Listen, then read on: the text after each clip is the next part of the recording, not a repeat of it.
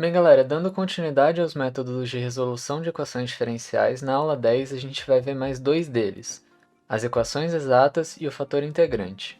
O planejamento de hoje é bem simples, a gente vai ver a definição e exemplos desses dois tipos de métodos, e depois, como sempre, as fórmulas e os conceitos principais, para quem quiser uma coisa um pouco mais resumida, para ajudar nos estudos ou durante exercícios, por exemplo.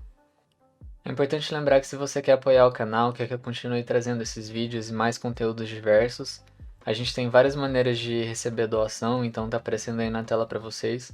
Qualquer valor mesmo, não importa o quão baixo seja, já me ajuda a me manter motivado e a comprar material, enfim. Então eu agradeço qualquer apoio, mas vamos lá para a aula. Começando então pelo método das equações exatas. Uma equação diferencial que tenha a forma m mais ny' igual a zero vai ser considerada uma equação exata se a derivada de m em y for igual à derivada de n em x. O que é esse m e n, né? Porque o que exatamente é isso? O m é a parcela da equação, né, da função, que não multiplica a derivada, ela está ali sozinha.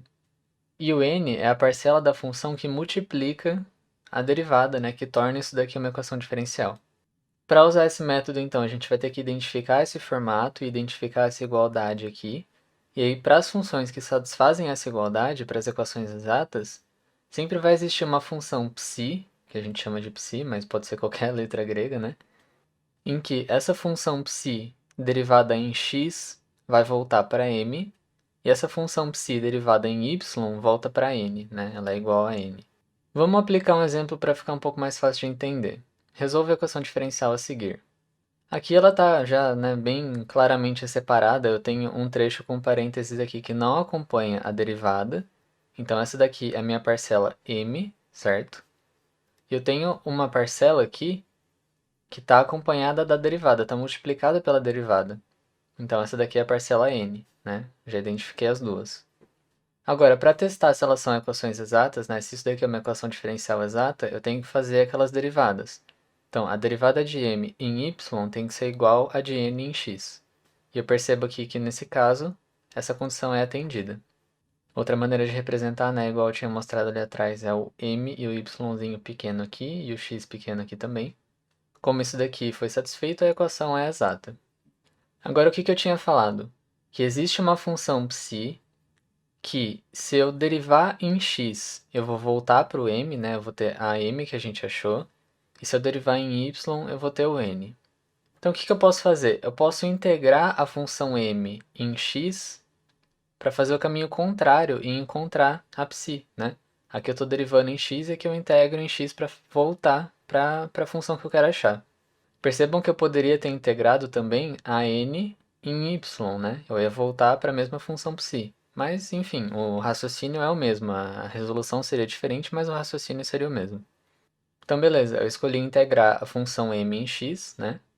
Fazendo então a integral, eu vou ter y seno de x, mais esse termo aqui, mais uma g de y.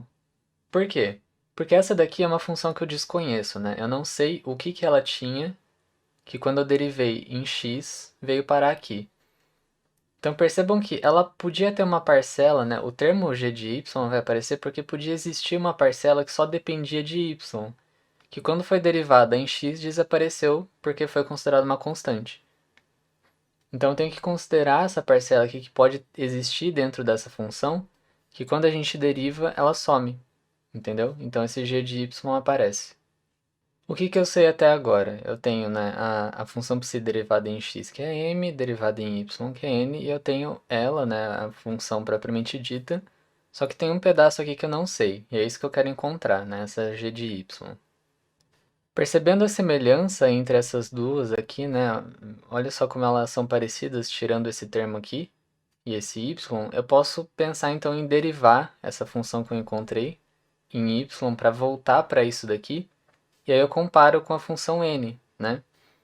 Então, olha só, a função psi derivada em y, essa aqui que eu acabei de achar, vai ser seno de x mais esse termo aqui, mais a g de y derivada, né? Que eu não sei quanto que ela vale, então não tem como eu calcular isso. Isso é igual a n, certo? Porque isso daqui é igual a n, como a gente já tinha discutido aqui atrás. A n é isso daqui, seno de x mais esse termo menos 1, certo? Então percebam que eu tenho exatamente a mesma coisa aqui, só que agora eu sei que g' vale menos 1. G' é igual a menos 1. Então o g, né, se eu integrar isso daqui, eu vou ter menos y, para descobrir o que é o g de y. Portanto, a equação da solução geral vai ser o psi, que eu já tinha encontrado, e o g de y agora que eu sei o valor, né, que a gente descobriu. Outra maneira que eu posso representar essa solução é, né, colocar um c aqui no lugar disso, porque aí no caso de um PVI, por exemplo, eu posso encontrar o valor desse c e encontrar uma solução que seja um pouco mais particular, né, mas a gente não vai fazer isso.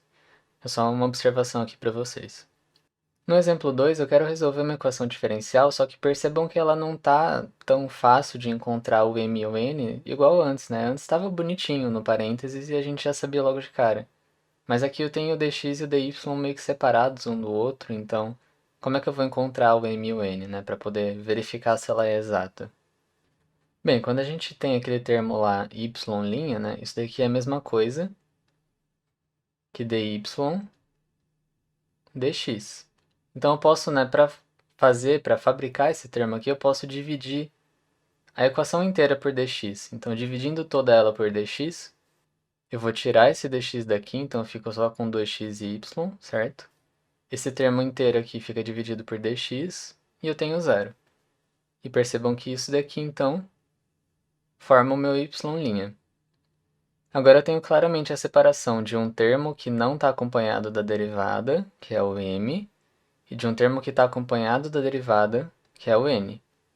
Para finalizar o teste, a gente faz as derivadas que são lá do teorema e verifica que elas são iguais, então a equação é exata. De novo, então, vai ter uma função psi, isso também é do teorema, que psi derivada em x é m e psi derivada em y é n. Vai acontecer a mesma coisa, eu posso escolher a m e integrar em x para voltar, né, e descobrir a psi, ou pegar n e integrar em y para fazer o caminho de volta. De novo, eu escolhi pegar a partir de m.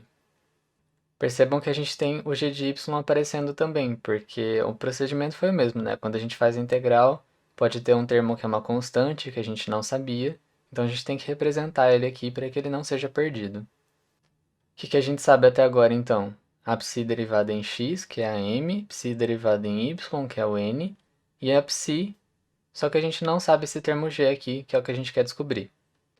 Bem, de novo eu posso pegar essa função e derivar em y para poder comparar os dois termos, né? A gente já percebe aqui uma semelhança, então esse y muito provavelmente vai sumir, e aí eu vou poder comparar esses dois termos aqui, o menos 1 e o g. E é exatamente isso que vai acontecer. Então, se eu pegar essa função aqui, né? Essa, derivar em y, eu vou ter x ao quadrado, o g', que é igual a n. Só que a n é x ao quadrado menos 1. Então, eu sei que g' é a mesma coisa que menos 1. Portanto, se eu integrar esse menos 1, eu tenho a função g de y, né? Que é menos y de novo. Acabou dando a mesma coisa que do outro exemplo. Essa função solução, então, que a gente acabou de encontrar, eu posso colocar o y em evidência, né? Para representar de um outro jeito, se eu quiser. E como eu tinha dito, a gente pode representar com o c, né? No caso de um PVI, a gente pode colocar aqui para descobrir o valor depois. Então, eu posso colocar o c igual a isso daqui, ou o y é igual ao c sobre isso. Essa daqui é a equação da solução geral, então nossa resposta. Lembra que eu disse que a gente podia fazer outro caminho se eu quisesse integrar n em y, por exemplo? Então, o que isso traria de diferente para o exercício? Eu coloquei aqui já direto a resposta. Se eu tivesse feito esse outro caminho, a minha resposta ia ficar diferente por causa desse menos c aqui. Mas aí, então, qual delas está certa, né? As duas estão certas, porque o caminho né, a lógica é a mesma. Isso não vai interferir. Porque, de toda forma, isso daqui é uma constante e isso também é. Então, dependendo do valor dela, né, o sinal não ia influenciar muita coisa. Tanto que a gente pode chamar essa constante menos c de k, por exemplo. Então, é só uma reescrita. Esse sinal na constante, especificamente, não muda muita coisa. Passando agora para o próximo método, que é o fator integrante, a gente vai ver que ele ajuda a transformar uma equação que não é exata em exata. Vai ser procurada uma função que é chamada de fator integrante μ, que quando é multiplicada na equação diferencial vai torná-la exata. Então, eu vou ter uma equação que não é exata, eu vou multiplicar ela por esse fator integrante, e aí a partir disso ela se torna exata. Se eu tiver uma equação diferencial, então, genérica, e perceber que ela não é exata, significa que eu posso aplicar esse método. Pegando aquele formato genérico, então, que a gente tinha visto do m e do n, e multiplicando por μ, o resultado vai ser μ vezes m mais μ n, a derivada, igual a zero. Para poder conferir se a equação se tornou exata, caso você queira conferir, né, para ver se você fez o fator corretamente, é só fazer a derivada em y dessa multiplicação aqui, né, e a derivada em x dessa multiplicação. A lógica é a mesma de antes, a única diferença é que vai ter uma multiplicaçãozinha aqui pelo fator. Tá, aquilo ali era para a gente entender o que é o fator, mas qual que é o teorema desse método? Se a equação diferencial tiver o formato da derivada mais uma função p de x vezes y igual a q de x, a gente sabe que ela vai ter o fator integrante, e a maneira de calcular vai ser e elevado à integral de p de x dx, e a função solução, né, o y de x, vai ser a integral do fator multiplicado por q de x dx dividido pelo fator. Vamos demonstrar esse teorema para a gente entender de onde veio essas fórmulas esquisitas. Supondo que a equação diferencial, então, no formato que a gente viu no teorema, quando multiplicada pelo fator se torna exata, que foi o que a gente propôs, qual que vai ser o resultado disso? Vai ser o fator vezes a derivada, o fator vezes esse termo e o fator vezes o quê? Certo? Eu só multipliquei por tudo. Para não ter que ficar escrevendo esse xy toda hora, a gente simplifica um pouquinho a escrita. Esse termo aqui, com a escrita simplificada agora, lembra muito um conceito que a gente viu no cálculo 1. Qual que é esse conceito? A derivada de um produto de duas funções, né? A derivada da multiplicação de duas funções. Por exemplo, u e v, ela vai ser igual à primeira função copiada vezes a derivada da segunda, mais a derivada da primeira vezes a segunda função copiada. Isso aqui é uma coisa que a gente vê em cálculo 1. Por exemplo, se eu quero derivar x multiplicado por e de x, eu vou copiar a primeira, então x, e derivar a segunda, no caso a derivada de e de x continua e de x, mais derivar a primeira, derivada de x é 1, e copiar a segunda, que é de x. Então a gente aplicou, né, esse teorema do copia, deriva, mais deriva, copia, a uma continha aqui. Por que esse termo lembra isso daqui? Se ao invés de u e v, né, que é o que a gente viu no cálculo 1, eu chamar de mi e y, fazer a derivada, eu vou ter mi vezes a derivada do segundo, né, eu copio a primeira e derivo a segunda, mais a derivada da primeira com a segunda copiada. Então, olha só a semelhança. Eu tenho mi e mi está aqui. Eu tenho a derivada de y em x, tenho a derivada de y em x. O mi derivado vira isso daqui, mi p de x, que está aqui em cima também. E aí o y copiado também está aqui. Então percebam que eu posso reescrever todo esse termo aqui, que é igual a mi q de x, como essa multiplicação, mi y derivado. Foi isso que eu fiz aqui, então eu reescrevi todo aquele termo por mi y derivado, e eu tenho a igualdade com mi q de x. Para desfazer essa derivada que foi feita, é só integrar, né? Um processo contrário. Então, fazendo a integral, né, dos dois lados, a integral dessa derivada é igual à integral desse termo aqui. A integral e a derivada vão se anular, então eu fico com mi y, mas, né, isso daqui não tem como resolver, porque, enfim, é só uma representação. Eu vou ficar com esse resultado da integral e uma constante que surge por causa da integração. Percebam, então, quando eu apresentei o teorema agora há pouco, eu falei que y de x, a solução, né, era isso daqui. Agora a gente sabe de onde veio isso, né? Eu passo esse mi para cá dividindo, e eu tenho que y vai ser essa integral dividido por mi. Então aqui a gente entendeu, né, de onde surgiu essa fórmula enorme, porque senão fica uma coisa muito jogada. Vamos fazer um exemplo agora usando esses conceitos que foram vistos na demonstração do teorema. Quero resolver essa equação diferencial aqui, e, né, como eu disse, para a gente aplicar esse método de resolução, o ideal seria primeiro testar para ver se a equação é ou não exata. Porque, como eu disse, esse método ele é feito para você transformar uma equação não exata em exata. Como aqui nesse contexto, né, de uma aula a gente já sabe que eu vou aplicar esse método, então eu vou pular esse passo, porque a gente já aprendeu a fazer ele, né, para não perder muito tempo. Então a gente já sabe que ela não é exata. Ok, eu quero encontrar o formato do teorema então, que é esse daqui, a derivada, o p de x com y e o q de x. Se eu olhar aqui em cima, eu percebo que isso está, né, quase feito. Então a gente tem o y aqui já que a gente precisa. A única diferença é que essa derivada ela não está sozinha. Então se eu tenho 1 sobre x, o que eu posso fazer para sumir com ele? Multiplicar tudo por x, né? Multiplicando tudo, fica x sobre x, que vai desaparecer. Aqui a gente diminui uma potência, né? Fica só x. E aqui que era x cosseno de x, fica x ao quadrado. Então agora a gente tem o formato certinho e eu sei que esse termo aqui é o p e esse termo aqui é o q. Agora vamos aplicar o teorema. A função μ vai ser e elevado a p de x dx. A p de x é menos 2 sobre x. Então fazendo a integral disso, eu vou ter menos 2 ln de x. A função μ é e elevado ao resultado da integral, então fica e elevado a menos 2 ln de x. O problema é que esse resultado ele é meio feio, né? Não fica muito fácil de trabalhar com ele. Então a gente pode aplicar duas propriedades de log e de exponencial para poder simplificar um pouquinho isso.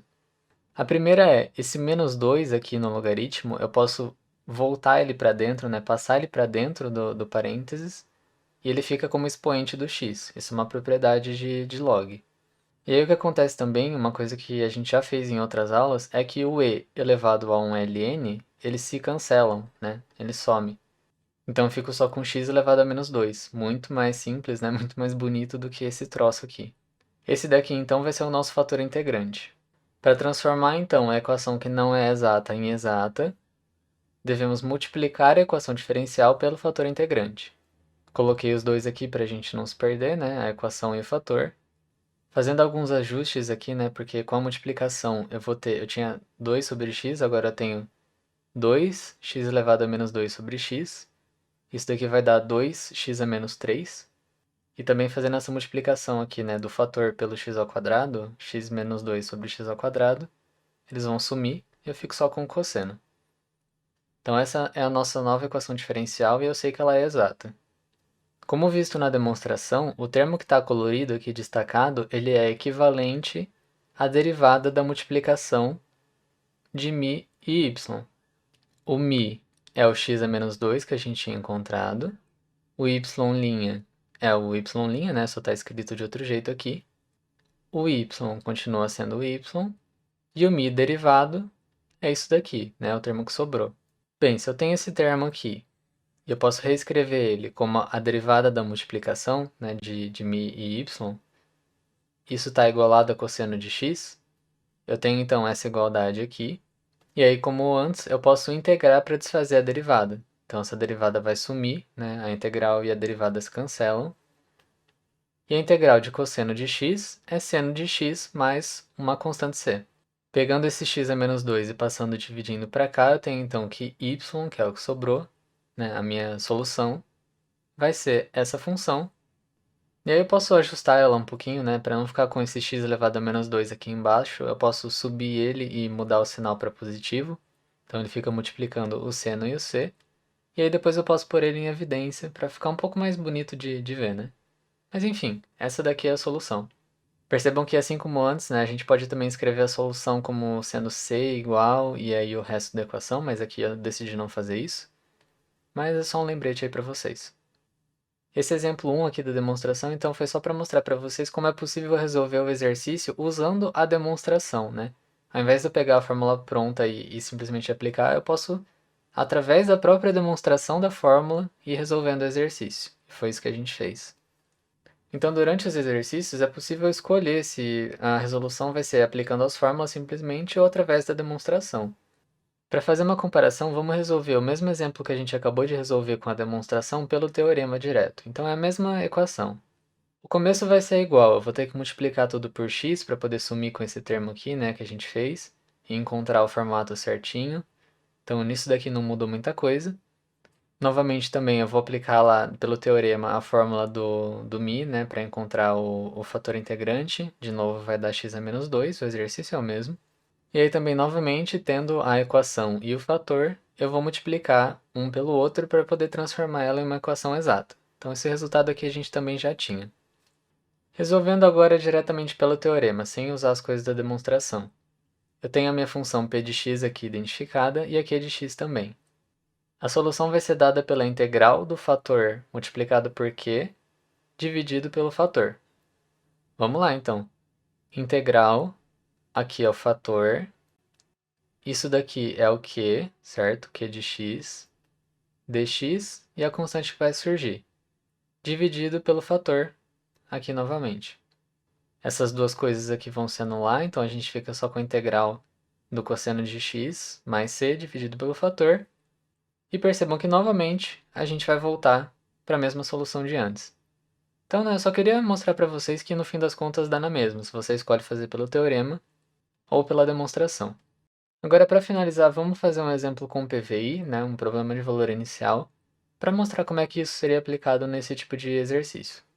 Quero resolver essa equação diferencial sabendo que o valor de y quando x é zero é menos 3.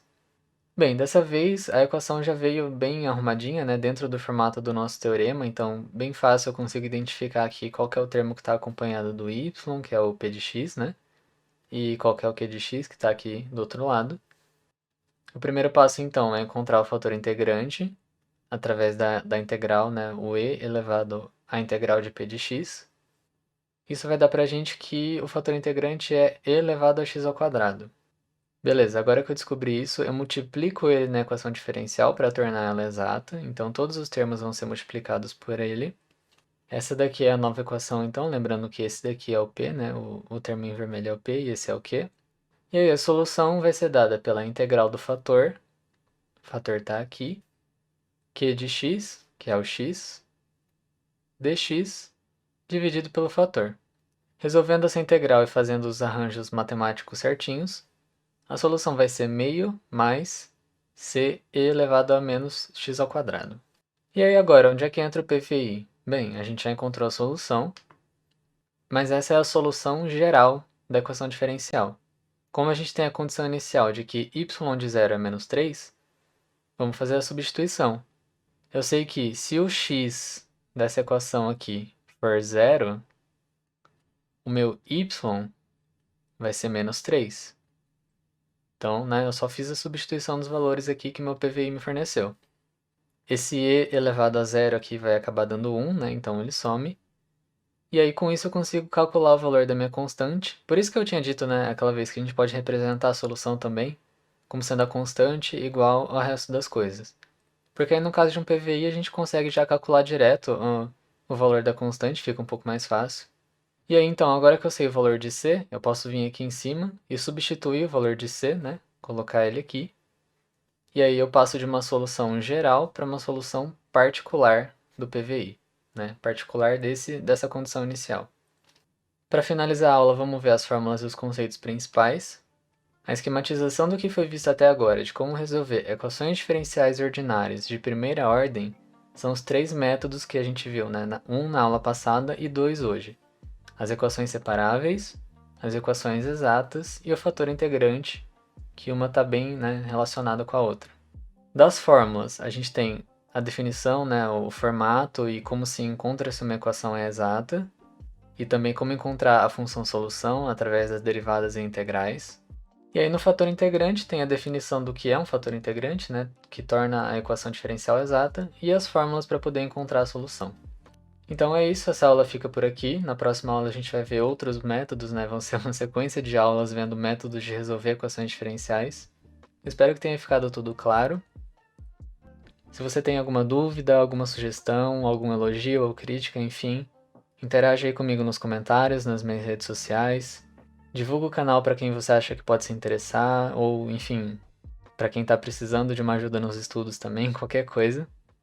Sou muito grato pela atenção e até o próximo vídeo.